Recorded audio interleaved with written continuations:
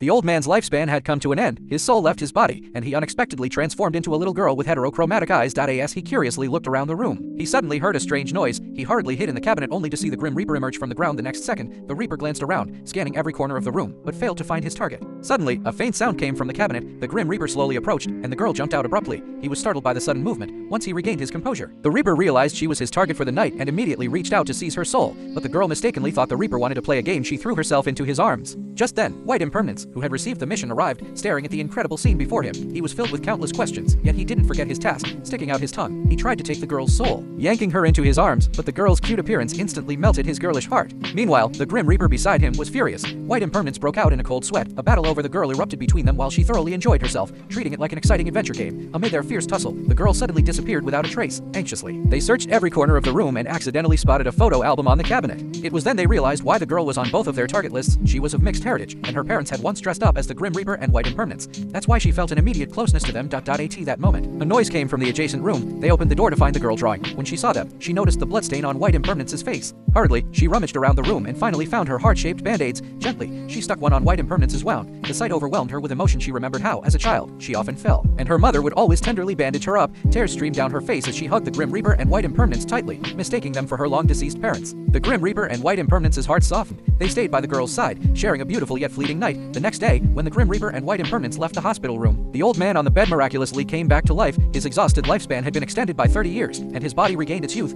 Memories of the wonderful night before lingered in his mind.